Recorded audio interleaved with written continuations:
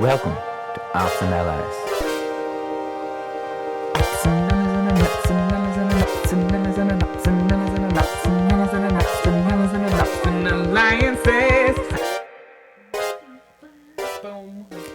Welcome back to Ops&Allies, where strategy meets science and alliances meet analysis. I'm Sarah, your host and friendly neighborhood behavior analyst. And I'm Bean, and together we're your favorite Final Two Alliance. Oh yeah! On this episode, we'll recap the first full week of BB27. We'll talk about gameplay, point out our favorite house guests so far, and all along the way, we'll build in some behavior analytic talk, the behavior behind the chaos. And boy, was there some chaos this week. There always is such a weird dynamic the first week in the Big Brother house. I think there's so many personalities, right? They're all figuring out how to interact with these brand new people in this brand new setting. Yeah, like, hello, 16 people all together, never met before, probably. Bean, will you do us the honors of breaking down the 3 episodes that we got this week? I would be honored. Our first episode was Sunday night. Just started right where the last one left off. Last episode, we saw the mastermind reveal and the accomplice twist. So we come in, everybody's in the living room. Everyone's just immediately like, who is the accomplice? It's interesting to see who gets pegged for these types of things. I think that house guests maybe go towards who they feel like might be like most confident, most potential to have like the ability to lie. Really, they came in way off base. Everyone was going, okay, it's either Zay, our lovable puppy dog sales boy from Arizona, or Riley, our bull rider, tall drink of water bull rider. Riley kind of had a larger target on his back because after the one competition, he like sprinted to the house to go to the bathroom. So it does seem a little sus, but also at the same time, he's probably all excited and he might just have to pee. It might just Right. trigger his bladder. Riley was thinking it was more so Zay, and he was on the camp to try to get Zay to be the first vote, right? The house gets to vote on who the accomplice is, or if they vote the correct person, they get them out right away. Mm-hmm. They go back down to 16 players instead of 17. I do think it's interesting that, you know, we see a lot of the house talking about, is it Zay or is it Riley? But Lauren pointed out that because they brought Rachel into the house to potentially replace this accomplice, mm-hmm. that the accomplice is likely a girl. Yeah. And I thought that was a good point. I agree. Usually they try to split it evenly, ladies and gents. So you bring in an odd number, Rachel comes in. I think Lauren has, I think she's showing some sensibility here, to be honest with you. It makes a lot of sense. And we got very little of that this week. Sensibility. Oh, I mean, is sensibility ever in a surplus in the house? No, because everybody's all stressed out all the time. Yeah. But it's refreshing when we see it. It is refreshing, even if it's just week 1. But, you know, it turns out Lauren had the right idea. Because, it was Amy. Amy, the single mom who works 2 jobs. She was the accomplice. Amy's got a good chance to float under the radar with this. And it turns out she does. So House ends up voting. They go Riley 11 votes, Zay 5 votes. They don't get anybody out. Everyone's disappointed. Riley's pissed. Yeah, Riley was pissed. He was like, I told y'all. Yeah, he was. I did find that interesting because he was like, I looked you in the eyes and I told you I wasn't the accomplice. Dude, you just met these people. You don't know these people, and they equally don't know you. So Amy survives. We have 17 house guests. I don't think there's ever been 17 house guests before. But there's only 16 beds. So where's Rachel going to sleep? Does she have to snuggle up with somebody? Turns out, no. Vince, as HOH, gets a letter from hotel management. Zingbot? Zingbot? In this letter, we get our first look into have-nots for the season. Rachel, she gets into the house, but immediately, week 1, has to go and stay in the have-not room. If you're not familiar with have-nots, you have to eat slop all week, and you have to sleep in really uncomfortable beds. I love the beds this year. They are insane. They're wild. So, yeah, they're going still off the murder mystery theme. We're going crime scene body outline. I don't know how they're going to sleep on this. It was honestly... They look so uncomfy. Yeah, it was really cute. Like, they're all in funny positions. Some of them are definitely worse than others. And yeah, if you're one of the larger folk in the house, you are going to have a hard time fitting in there. What's kind of fun is that they have Rachel starting, but the rest of the have-nots, there's going to be 4 this week. They get to pick each other, one after the other. So Rachel picks the second have-not. She ends up picking Will. And then Will picked Zach. And then Zach picked Ava. Mm-hmm.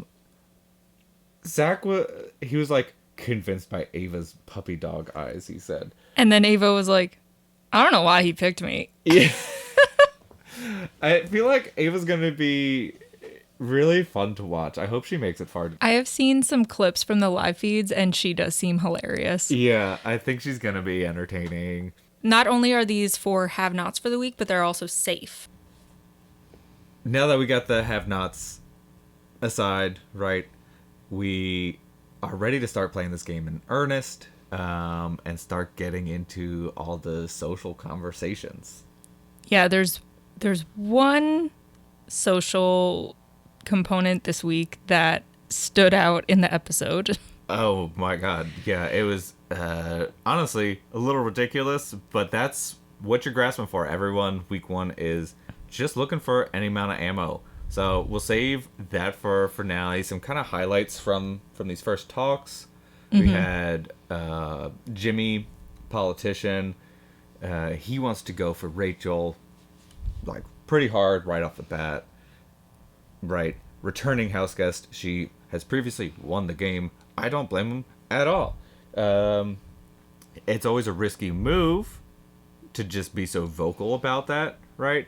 Especially against Rachel. Yeah, you're basically inviting yourself to be the target of an established house guest who has played this game before and has shown to be adept at getting people onto her side for a vote. So Jimmy may need to walk that back a little bit in order to stay in this house. Also, kind of in relation to Rachel, we had Zach. So Zach heard that Rachel found love in addition to winning the money. And he, having won money, he was like, I want love. I love Lauren already. Lauren wants to play a little bit slower, I think. Other highlight, Kelly and Vince lock in a final 2 together. Kelly, right off the bat, goes, you should put me on the block. No! Because nominations are hard. All right, here's the deal. Pawns go home. Pawns always go Never home. volunteer to go on the block. Right? And, I said to you Sunday, I was like, look, I can get it week 1 a little bit. If you want to have a more secret final 2 in the vein of Survivor, Kyle and Camilla on the most recent season, because they did that beautifully. Beautiful. Nobody knew that they were together, but they always had each other's back 100%. But you can hide an alliance without putting your alliance member on the block. Absolutely you can. Week 1. So I don't think that was a great idea. I get it. You want as little blood on your hand as possible, which is ultimately what led to the nominations this week. The big event of this episode, which is honestly absurd. Head of household, they get their own room, right? They get a nice big bed. They get extra snacks. They also get their own private bathroom. So it's only the second bathroom in this house for 16 people, right? So people are always asking, hey, can I use the HOH bathroom? Can I use the shower? And most of the Oh, time, people share. yeah. Most of the time, the HOH is like, oh yeah, of course, whatever. Use my bathroom so that there's 2 toilets in the house that people can use, a third shower. Yeah, I think it's just common decency in you're all stuck in this house together. But one person in particular, at least as it appeared to the house, seemed to really take advantage of this extra shower situation. And that was Ashley. So Ashley takes a long shower at the end of the day. Before Vince could take a shower. Yeah, before Vince showers and goes to sleep. But she was up there for 2 hours. Okay. That's what they said, but I heard in some live feed clips that it wasn't that long. Right. I heard it was about a 30-minute shower and then actually chatting with Vince for an hour and a half. She comes back down 2 hours later. Everyone's downstairs like, where's Ashley? Is she still up there? She comes down. She's like, I just had the best shower. And they're all looking at her like, I bet you did. God. Taken forever. So the house kind of villainizes Ashley on behalf of Vince when Vince was just chatting with Ashley most of that time, and Vince didn't see that this was a problem. Two people in particular. Catherine makes some snide remarks as soon as Ashley gets into the room. And then Keanu, he's definitely wearing like his knight armor in this situation. And he goes up to her. He's like basically fishing, saying, hey, this was rude, but not saying it out loud. He strikes me as a martyr. Yeah, he like I said, he put his knight armor on as if he was going to stand up for Vince before even anybody talked to Vince and tried to see if Vince had a problem with it. Yeah, that's what I'm saying. They jumped to conclusions with and stood up for Vince without even knowing the full context. But that's what happens in the Big Brother house. It's hard to tell from the editing how much of it was just them being their own person, and this is what they would do normally, or how much of it was targeted. Hey, here's an avenue for us to, put some ammo in against somebody. So even if that is how they would react in their normal life, I think that they're still looking for reasons to have ammo against other people. So we get, a little bit of conversation between Vince and Ashley later in the episode as he's doing one-on-ones. Basically, everyone is going up and saying, hey, Ashley was really rude, huh? Yeah, and he's grasping at, because he doesn't want blood on his hands the first week. He made that quite clear. He's not looking to make a big move. So when the house hands you a target on a silver platter, you take it. Ashley ends up getting this through the grapevine, right? That, the shower is a thing. They started calling it Showergate. She tries really desperately to just, interject to try to clear the air with Vince, while Vince is, he basically has a line of people that he's talking to. Right. To get their thoughts on nominations, right? Start developing his relationships. She keeps trying to just, butt in. Yeah. She's knocking on the HOH door, hey, I'm really tired. Can I go next?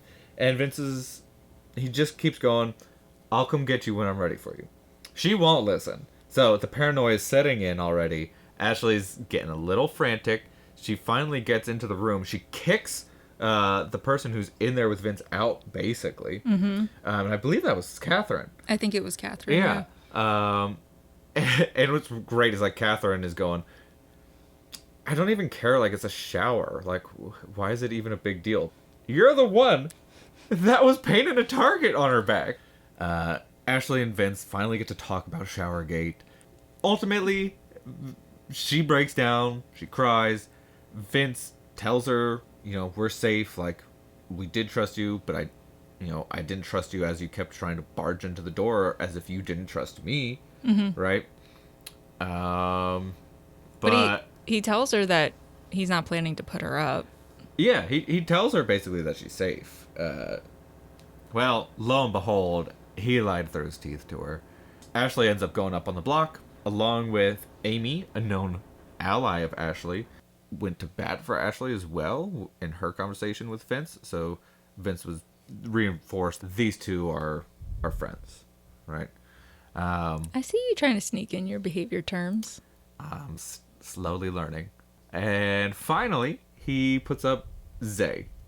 I think in large part, honestly, because of the amount of votes that he had for being the accomplice. His name was already out there in the ether, right? As somebody who could be sneaky, somebody who, right, could have ulterior motives. Yeah, now we got our three nominations: Zay, Amy, and Ashley. I'm going to call these no blood noms. As little blood as possible. It is hard being HOH week 1. I would love to do it. Well, I think you would do a fairly good job of separating the personal stuff from gameplay. But it's hard when this is your whole life for the 24/7 when you're in the house. That was it for Sunday's episode. We go into Wednesday. Ashley confronts Vince. Ooh, this did not go great. Because he told her she's safe. Yeah. She basically breaks down into tears. And then he tells her he'll use the veto on her. Can we talk about this for a sec?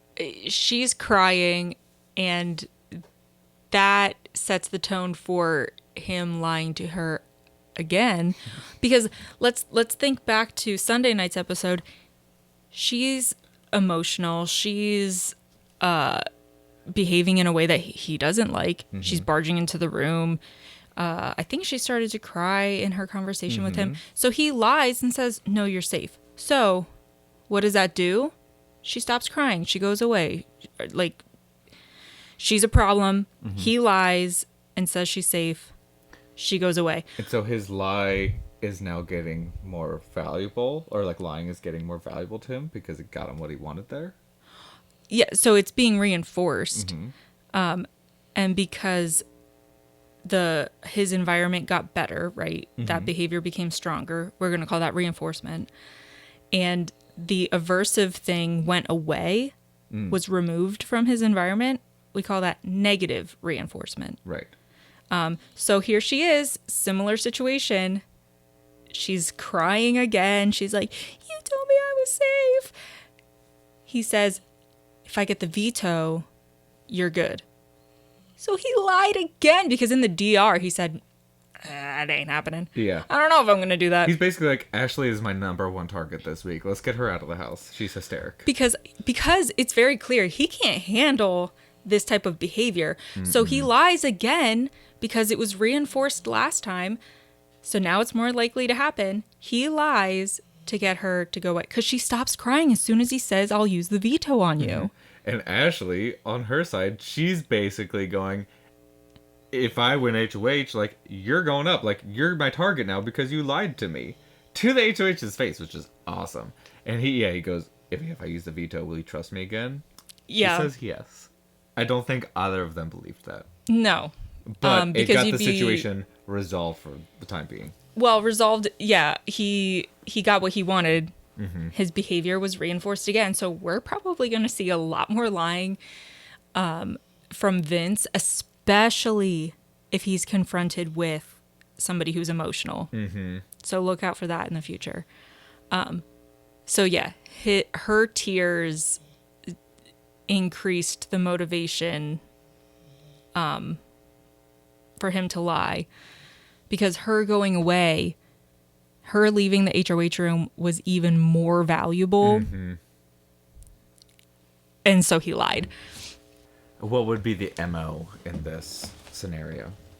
Her tears. Her tears would be the MO. So is that an establishing operation or an abolishing operation?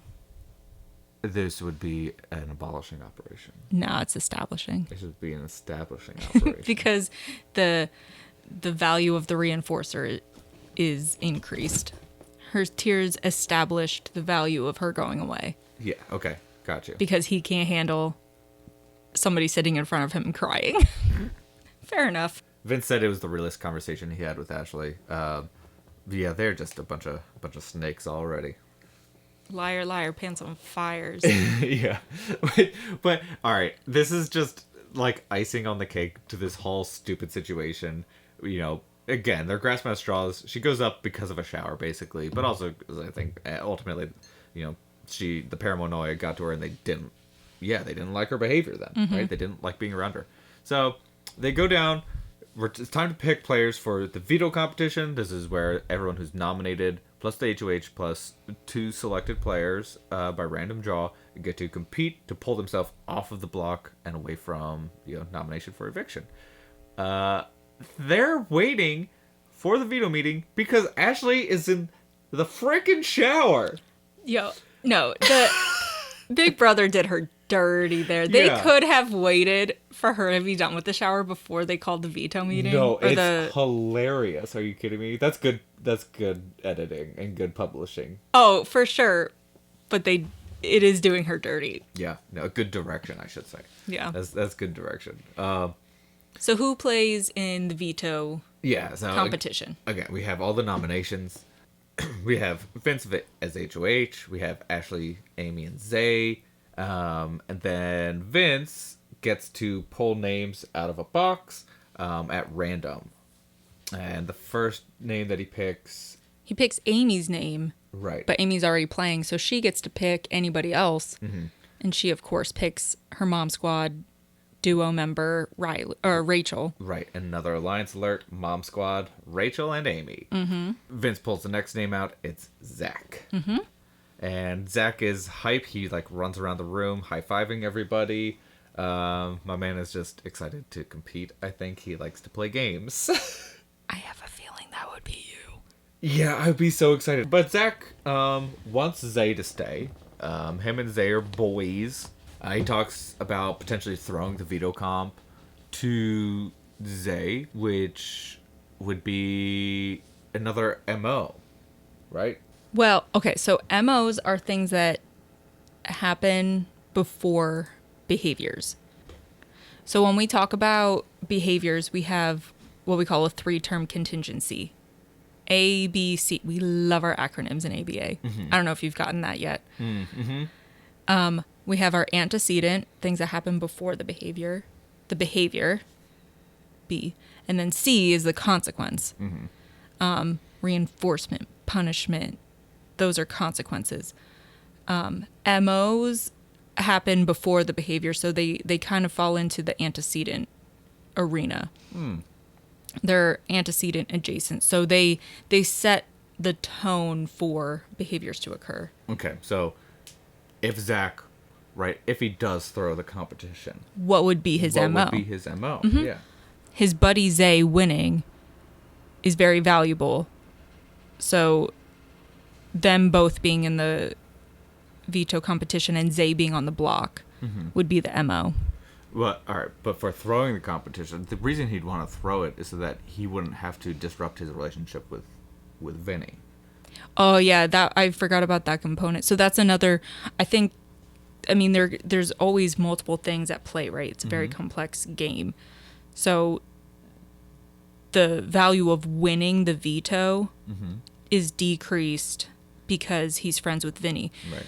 And he doesn't want to mess up his nominations, take his buddy off the block, and then make Vinny mad at him. Yeah, so the value of throwing it to Zay is very valuable, and the value of losing the competition in general is very valuable. Got you. That makes sense. Okay, so the motivating operation would be his relationship with Vinny and his relationship with Zay. Okay, gotcha. And so, yeah, he's combining both of those MOs together to ultimately come up with the conclusion that, he would prefer to throw this competition and have Zay win it, but he may also prefer to win over top of Vinny. So he's going to be maybe evaluating in real time during the competition. Oh, is Vinny doing well? I need to do better. Oh, is Zay doing great? I can take a step back. Exactly. Gotcha. That's why these MOs change minute to minute. It's really interesting to watch in real time. I feel like it'd be impossible to assess all of the MOs, right? It's very hard. You take whatever you think are maybe the most influential ones, or at least what is presented to you, your known MOs, but there's lots of unknowns that you can't like go into his brain and his memories and like get his past history, right? Right. It's really hard to really evaluate everybody's MOs in the house because we don't know their learning history. We got all of our veto players. We go into the veto competition. This comp is a bit of a doozy. They have 3 crime scenes scattered throughout the yard of the Big Brother house.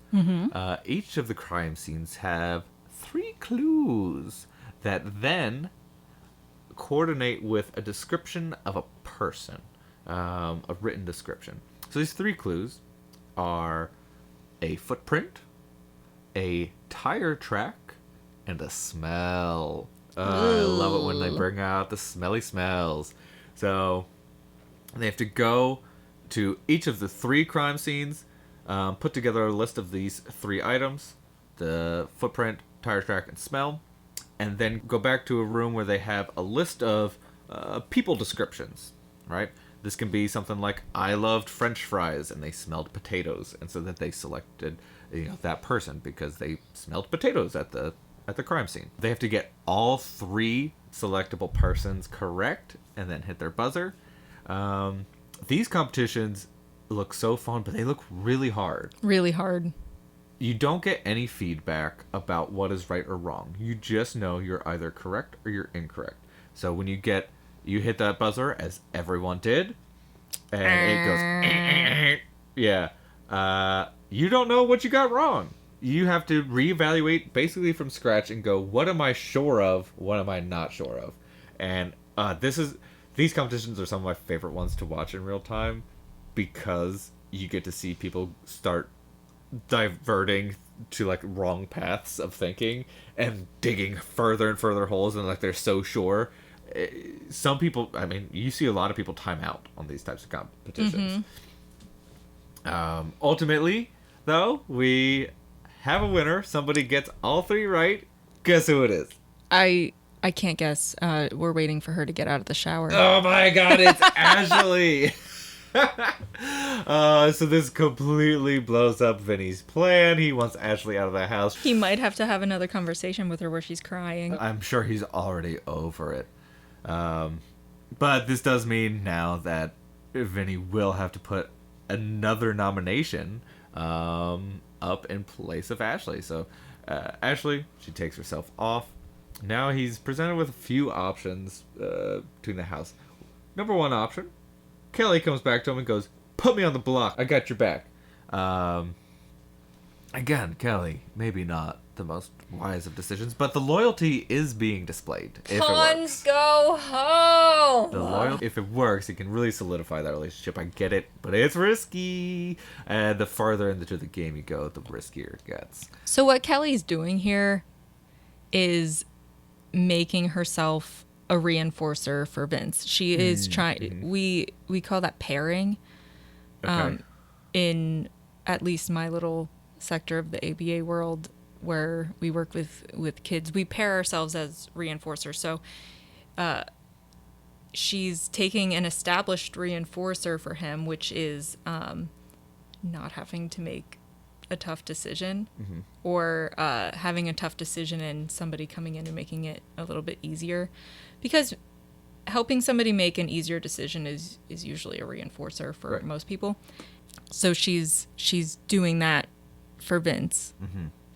So really further establishing herself as a reinforcer and a good alliance member, and just reinforcing that alliance in general. Let me see if I can put this in the right word. You got this. Yeah. The more that she becomes a reinforcer for Vince, right, the lower the value of the MO that would lead to Vince getting out of the relationship with her, or out of an alliance with her. Is that right? Yeah. Cool. Good Nailed job. it. I mean, and that just makes sense, but you just described something that we see all the time. Right. In a more behavioral way. We're trying. We are trying. So yeah, we have Kelly as volunteer replacement. Next, we have our little bit of our social engineering gameplay a little bit. We have Jimmy coming out and presenting Keanu as an option behind closed doors. This is right after we have a new alliance formed. We'll get into all of the alliances that come and go in a little bit, but there's another alliance formed with Jimmy, Vinny, and several others. Basically, Jimmy goes throughout the alliance members individually, and he's like, it'd be a really good idea if we vote out Keanu, I think. Yeah, he goes into all of these conversations with a lot of confidence. He goes into everything he does with a lot of confidence. I'll just put a reminder out there that at the beginning of this week, he was really gunning for Rachel, and then he changed his mind. He's now in an alliance with Rachel. So now he's going up to everybody and saying, "Yeah, Keanu's a good option, huh?" Mm-hmm. I think that displays Jimmy's ability to like reevaluate a situation after the fact. However, I fear that his already shown tendency to make a decision, act on it, and then walk it back is going to put him is going to label him as a somewhat unpredictable player, and I think that's going to make it hard for people to ultimately trust him. Basically, he's being a politician. I mean, yeah, that is his job, or was his job. It's really short-term gameplay. Ultimately, I think Jimmy's just playing too hard too fast. He has at this point he has multiple alliances, which again we'll get to in a little bit. He's trying to manipulate Vince to get him to put up Keanu. He's spreading the word to others, but not stopping to put a finger on the pulse and see if anybody actually agrees with him. Because the smile and nod approach is a really good, solid reaction when people come up to you and start throwing out ideas. Jimmy's just taking that as, yeah, they're into it as well. He's hearing what he wants to hear, and he's taking it as truth. But then he changes his mind about Keanu, but doesn't like share that with anybody. He's just like going really hard against Keanu, and then all of a sudden, you know what? He's a solid guy. Yeah, Keanu gets wind of it because Rachel likes Keanu. Rachel doesn't really like Jimmy. She just said yes to an alliance with him because you say yes to alliances, it gets you information, right? You can draw lines in the sand later in the game. So Keanu, he doesn't spill the beans by any means, but he wants to talk to Jimmy one-on-one with him. So they sit down on the couch together, and Keanu, this is an interesting conversation. Keanu is trying to drive the conversation to make Jimmy admit to him that Jimmy, right, was putting his name out there as the next nomination to be put onto the block. Jimmy, on the other hand, thinks that Keanu is being genuine and like maybe wants to work with him a little bit more, and he's like maybe fishing for trust. Two completely different views of that conversation. So Jimmy walks away from that conversation going, that went really well. I think I trust Keanu. And yeah, he takes Keanu out of his head as a target after that conversation. Meanwhile, Keanu really just solidifies in his head that Jimmy is a target for him now, because he's not getting any information out of Jimmy as far as Jimmy putting his name out. And yeah, then you have Jimmy. He starts acting as if Keanu was not coming out of his mouth as a nomination choice. Right. Doesn't discuss that with anybody. Just kind of pretends like it didn't happen. Yeah, he obviously has some practice in sweeping things under the rug and just moving on. So now Keanu is seeking out to blow up Jimmy's game. He confides in Ava, who takes this info back to Jimmy. Which is hilarious because Ava clearly thinks Keanu is a little bit annoying. And she was like, I can't get him away from me. Yeah. So, Keanu totally misreads that relationship and tries to like open up with Ava. Maybe that was him trying to like garner more trust. Maybe he didn't feel that from Ava, but I think he just like didn't read it right. I'm getting the impression that he doesn't know how to read the social Yeah. cues. And that's what we see a lot in the first week. The people that make big waves are the people who don't know how to read social situations as well. Ava takes this info back to Jimmy, and Jimmy then says he's going scorched earth against Keanu. So Jimmy's been back and forth, back and forth. Jimmy is giving me whiplash. Oh my god. He's yeah. going too hard, too fast. He ties the prison mic bandana on, and we are ready for veto ceremony, where Ashley takes herself off. Vinny ultimately puts Kelly on the block as his path of least resistance, I think. Yeah, again, no blood noms. That's what he's going for. There were a few people kind of going back on why did he put Kelly up, namely Amy. Amy definitely wanted Jimmy to go up then after I think a all lot this of was going down. people want Jimmy to go up. Yeah. So he he names Kelly as the replacement nom. Jimmy decides he's gonna have impromptu house meeting, which always goes well. We don't watch the live feeds, but we do get a little bit of info Right. through Reddit and TikTok. Rachel she helped prep Jimmy for this meeting. He went to Yeah. Rachel and was like, do you think I should blow this up at the veto ceremony? And in her head, Rachel's thinking, that's a terrible idea. And then out loud, she goes, absolutely, you should. Yeah. Rachel wants Jimmy to put a target on his own back. See, Definitely. This is why you say yes to alliances, because he trusts her now, and he Yeah. trusted her to give him good advice, and she gave him advice.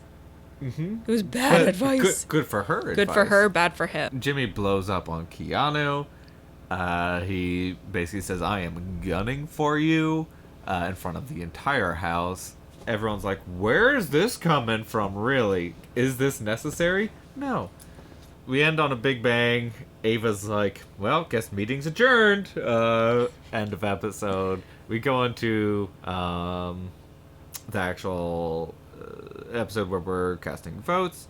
Honestly, this episode was a little bit bland. A couple highlights.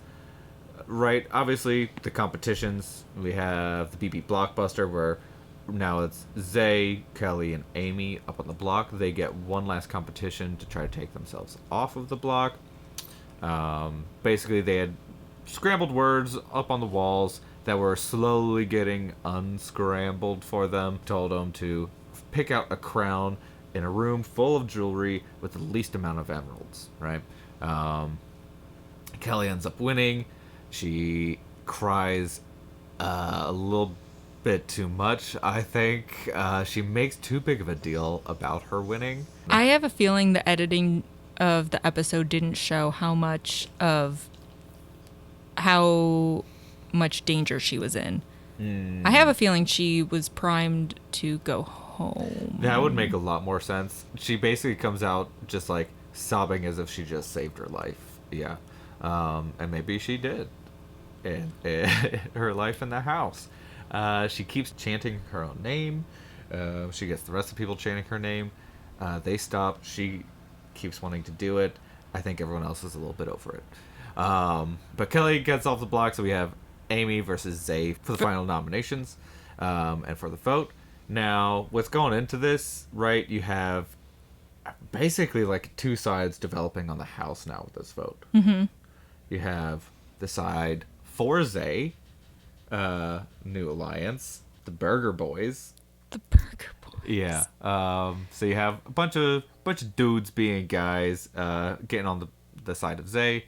The other side of the house then is for Amy. Now, again, Rachel and Amy are on Mom Squad, so Amy had Rachel on her side, doing some good campaigning. Zay already, because he is a big beefy guy, that's a really easy choice, especially week one, right? Before you really know who's like a good manipulator and good at navigating the social aspects of the game. So yeah, Zay, I think he had a very uphill battle, but he made it harder for himself by basically telling Rachel, like, hey, yeah, I'm gonna come for you next week too. Rachel said, hey, be careful, coming for the queen, you'll get beheaded. And then a dramatic walk off. Yeah, it was not as dramatic as I think she hoped. There was a pillow involved. It was She almost tripped. But I think I'm going to put that as my quote of the week. I would be careful coming for the queen. You'll get beheaded. Woo! She always loves a dramatic one-liner. She had another one later. It didn't land as well as what it is. Ultimately, though, they go to a vote, and Zay ends up going home. So we have our first eviction. Woo! Bye, Zay. Bye. The only other really kind of interesting part of this episode is we have the mastermind come back, and he is in the house While they're sleeping. It was so creepy. Oh my god. I hope that they play some of those clips back to the house guests at one point, because it will freak them out.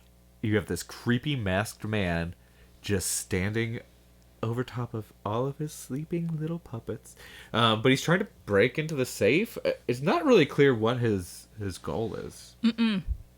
What's also not clear to me is if we'll eventually get anything back with the accomplice. Amy got into the house as the accomplice. Does she get to do anything else now? It doesn't really seem like it. I don't think so, because what would be the point? Right. I think it's just one of those things that they throw in the first episode they just threw a bunch of stuff at us. Yeah, it was rapid fire. But I don't think they're gonna do anything more with the accomplice. Honestly, I'm a little let down by that. I was hoping we would get a return of a saboteur type of twist and actually see it Play go out. on. Yeah. Yeah. That's our weekly recap. We had quite a bit of interesting social interactions. Some of it was pretty silly, but hey, that's Big Brother.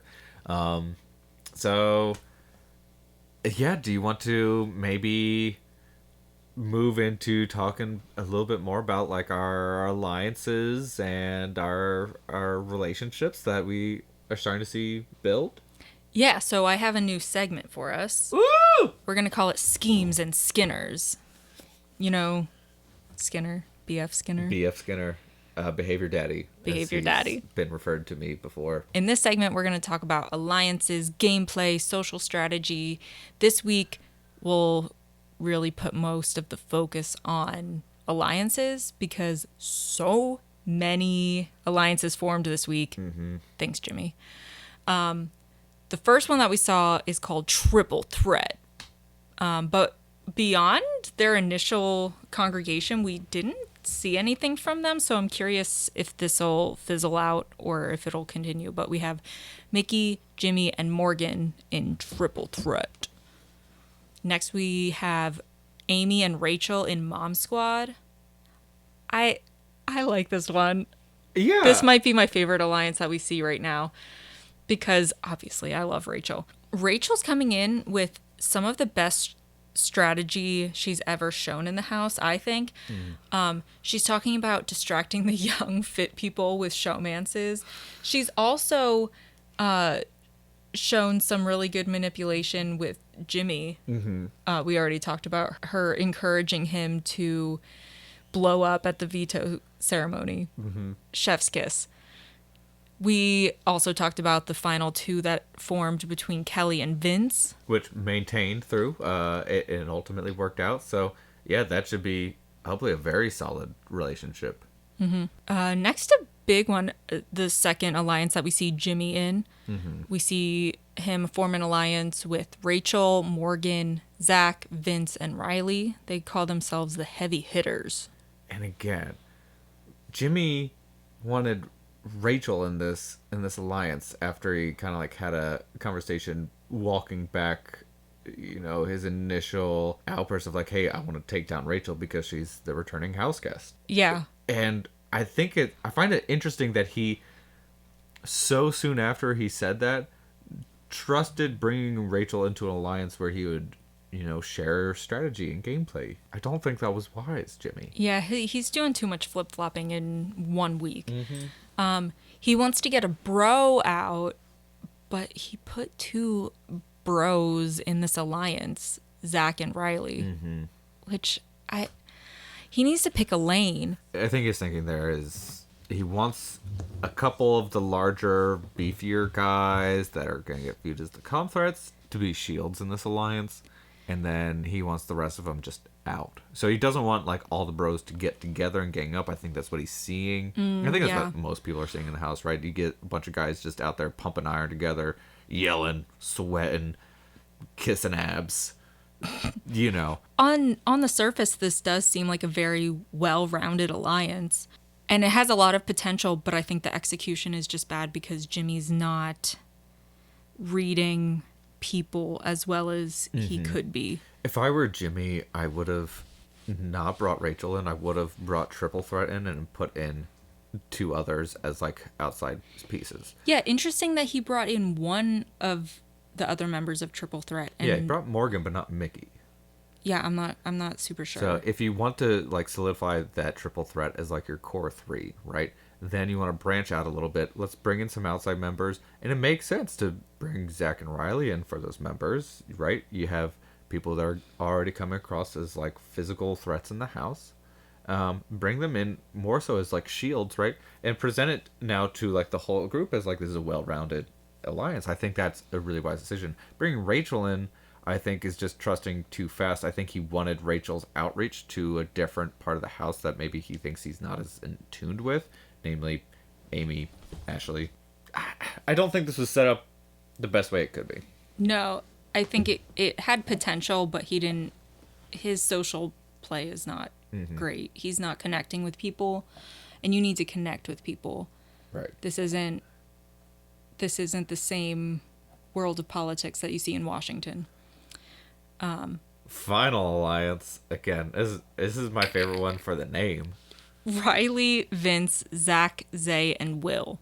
So Vince actually his name pops up in most of these alliances. He just keeps getting pulled in. He's HOH? That's what I was going to ask. Is it because he's HOH or is he connecting with people? But either way, this alliance is the Burger Boys. And we already got one Burger Boy down, which is great because Zay was all about this burger analogy. Yeah. He wanted to be the buns, so now they're more of a burger salad. And I think that they should adjust their name. Oh, we'll see if they do. We'll see if they even continue as a group. I think they will. I think they've like lost an alliance member, but I think that they'll continue to work with each other. I mean, why would you disband, right? Because you have 4 members now instead of 5. You still have 4 people that you think you can trust together. Oh, I just thought they might disband because a lot of alliances that form week 1 do just quickly dissipate. But That's true. I think Will in particular will want to keep this group together because these are the guys that he wants to work with. yeah, he has already established that he wants to work with Zach. We'll see. We often see like some alliances lose form for some members, but not others, right? So I think Will definitely want to keep Burger Boys going. I have a feeling the rest of them will as well. If I had to guess, yeah, Vince would be the first to detach from that. We also have some showmances to watch out for. I don't know how strong these actually are, but editing really made it seem like there was something here. You've already talked about Lauren and Zach. Zach said that Lauren is exactly his type. I get the impression that she's going to friend zone him. TBD. We also have Riley and Catherine. The only thing that editing really showed was that Rachel capitalizes on this as part of her strategy, and she kind of helps Riley. Right. She helps Riley to build his confidence to go approach Catherine. And I think that was honestly a really good conversation for Riley because he asks then, he goes, is it that obvious that, I kind of have a little crush? And Rachel, more democratic terms, says, yes, it is obvious, but like it's not a bad thing. But I think that's really good for Riley to hear, especially up front, because now he's like, okay, be more careful with the way that I'm actually interacting with these people, right? Like, don't get caught up too much in the feels. Take a step back and approach this from a view of how is this coming off to other people. And I think that's really important for him to learn right off the bat, right? Jimmy should take notes. Jimmy should take notes. Because there's so much misconception in this house, you have to be aware of how you're coming across to other people, which is hard, but you have to you have to have that skill. We get to see a little bit more of why Rachel went to bat for Keanu when she started hearing his name pop up. Yeah, so he shares his motivation for being in the house in the first place and his make it to that grand prize at the end. He shared that his dad has cancer and he wants Spine cancer. yeah, he Oof. wants to help provide for his family. So she initially thought that he was just this goofy jock guy, but showing that side of him, that depth, to Rachel helped establish his value in the house. Like, oh, okay, he has the capacity to be a serious player here. I think so. I think Keanu is going to be very much like, hey, if you show that like we are on the same side, if you show to be trustworthy with like the information that I give you, then like yeah, we're good, right? I think his trust is very black and white, but it's also very strong. I can see that. Lastly, we see that Kelly is just kind of rubbing people the wrong way. Yeah, she's making some jokes that like really weren't funny jokes. She made a joke about like it wasn't a real alliance, but she was basically saying that some of the bros were in an alliance when she didn't have any knowledge of this, right? And she's like, "Why? It's a funny joke." It's not a funny joke. And Keanu again put his armor on and then was like, "Hey, don't make that joke." I do think we're going to see that a lot throughout the season, and that could curry favor for him, or it could lead to his demise. It depends on his overall execution of calling people out in that way. Let's do a quick bias check. Ooh, yeah. Who's your bias of the week? Right now, I'm favoring Rachel. I think she's doing a good job of manipulating people's MOs. And she is not afraid to be a part of the drama. And she does a good job of steering the situation in the way that she wants it to. I mean, she's had some experience in this house, so she knows what she's doing. I think she's been a lot of fun to watch. Agreed. She's my favorite to watch, and right now, she's my favorite to win. Really? You think she has enough skill here to get over the hurdle of like, hey, I'm about to be a 2-time winner if you let me go all the way to the end? I'm rooting for it. I would love to see it. Right, you see Sandra and Survivor staying queen. Queen stay queen. If Rachel could do it as well, that'd be wild. She's already called herself the queen. The roadmap is kind of like presenting itself for Rachel to be the queen of Big Brother. She probably thinks she already is. We didn't get much of Mickey this week, who was my favorite to win, and I'm gonna keep her on. Honestly, the little bit that we did get right was Jimmy coming to her and Morgan, just a debrief of the triple threat. And I think she handled that conversation well. I think she's doing a good job of staying in the background, but staying likable and being adjacently involved in the action of week one, which is where I think ideally you should be. We'll see what other relationships she puts together. I hope that it is like a intentional, right, staying in the background a little bit while she works on those relationships, and it's not like a complacency, like, oh, I'm safe, I'm just not going to do anything type of deal. You need to do just enough so that you don't get marked as a floater, but hang back. It's a delicate balance. We'll see. Yeah, we'll see how that relationship with, I mean, she's in with Jimmy and Morgan, and it seems pretty well. I think Triple Threat thinks that, like, hey, we are an alliance and we are a force to be reckoned with going through this game. I think they 100% believe that and will stick to that alliance.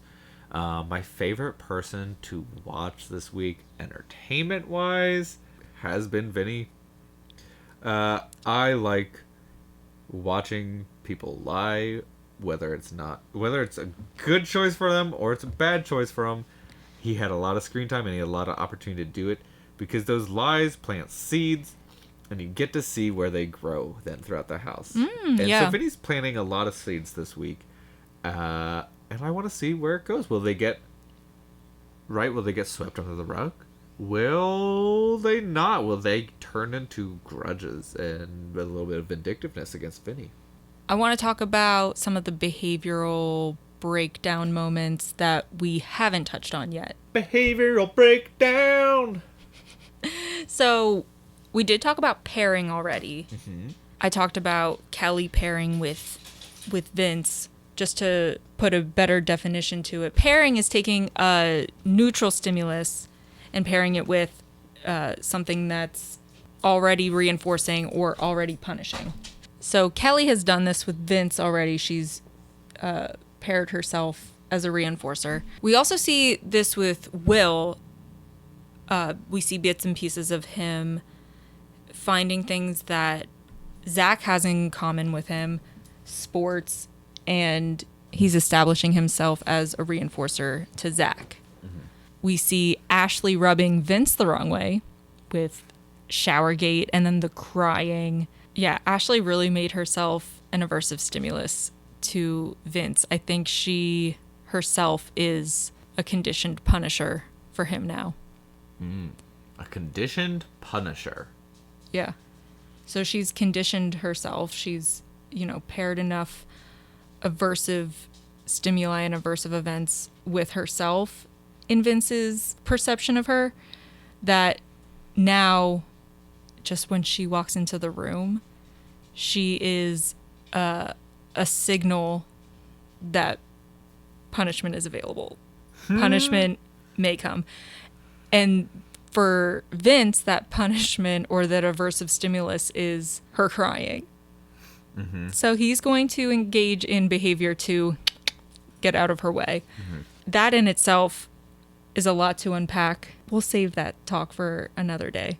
Since Vince was HOH, we got to see a lot of his pairing, mm-hmm. right? Because everyone had to talk to him at some point. Everybody's trying to pair with the first HOH of the season. Yeah, obviously they have Ashley there and Kelly. I think that one's pretty clear.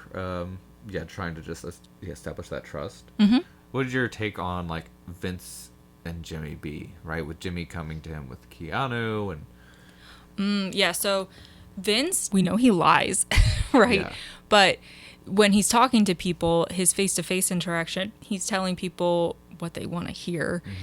Mm-hmm. For example, when Jimmy's throwing out the idea of putting Keanu up on the block, Vince is smiling and nodding and saying, yeah, okay, interesting. He's entertaining this idea of putting Keanu up as a replacement nomination, but ultimately he doesn't, right? For his relationship with Jimmy, he's establishing himself as a reinforcer, right? I'm more likely to talk to people who entertain my ideas, who agree with me, who share the same vision that I do for the outcome of the next vote. So anytime you see that type of interaction, that's what's happening. Mm-hmm. Pairing. Do you remember last week we talked about the matching law? I certainly do. So the matching law, if you remember, on a real basic level, we have two avenues we could take. Mm-hmm. Which one is going to get me the best reinforcer? Right. Zach found Julie in last week's premiere. Mm-hmm.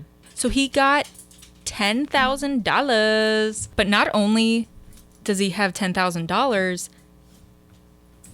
along with that prize comes the opportunity to trade in that $10,000 for safety. Right. He can basically purchase his safety for a week up until... Jury.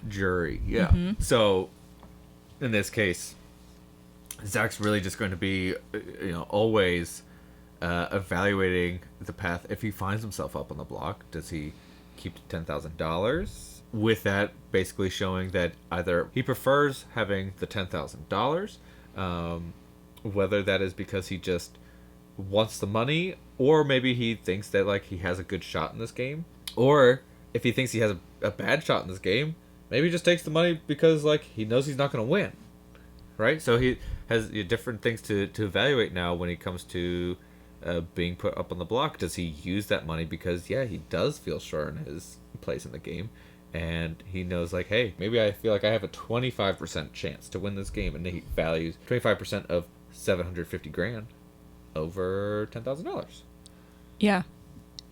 It really comes down to what his motivation is in that moment. And that's, again, motivating operations are really fun to watch happen and change because they can change so quickly. And it depends on that person and the other factors in play. So we'll see if he ends up using it at all. We talked a lot about MOs because they're probably my favorite thing to talk about. And I like getting more and more practice talking about them. I'm starting to see why. They're everywhere.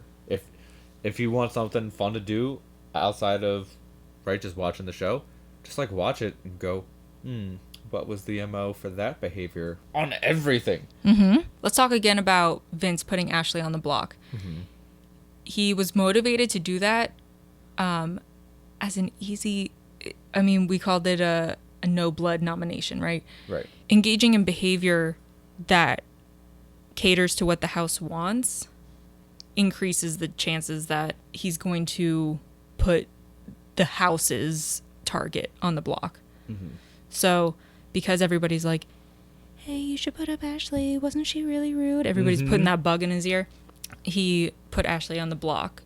What would be the EO, the establishing operation here? So our SD is... What's an SD?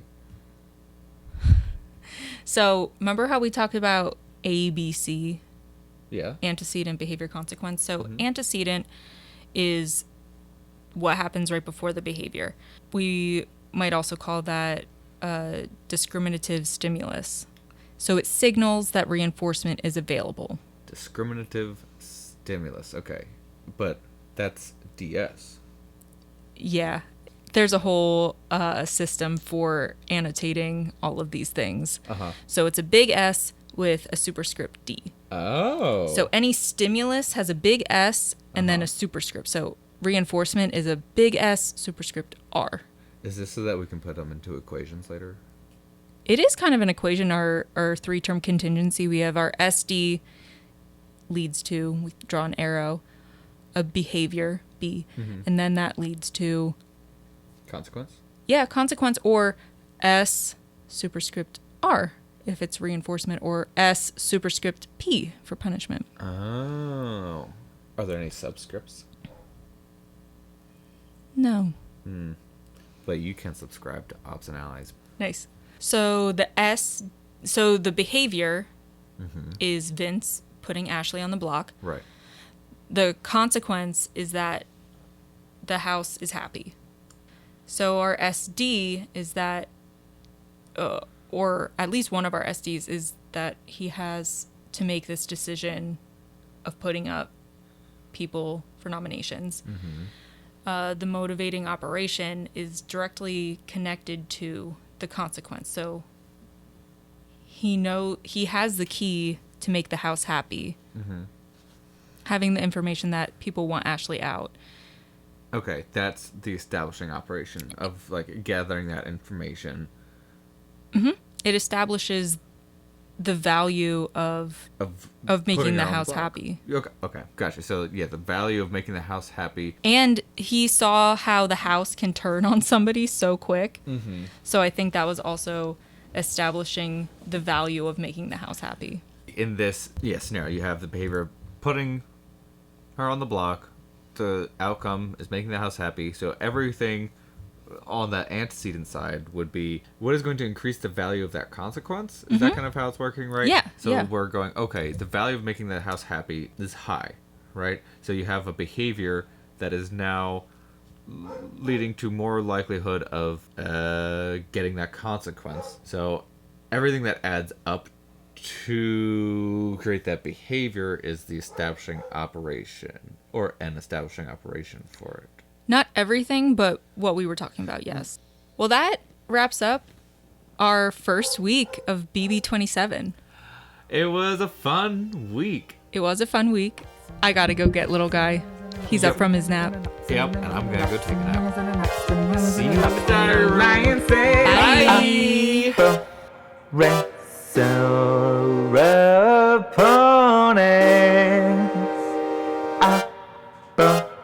Opponents used within alliances.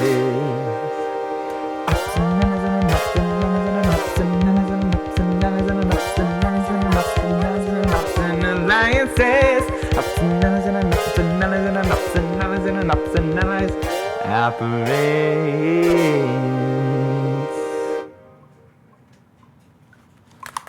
I think we got it.